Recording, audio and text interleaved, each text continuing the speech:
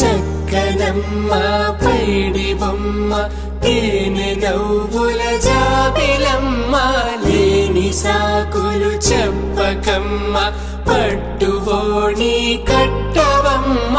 నాన్నయదపై నిన్నటిదాకా అల్లరి ఆటలు ఆడినా చిన్నారి తల్లి లేత భుజములు నేడు చీరలు మోయునా చెల్లో తురిమిను మంచి సంపంగులు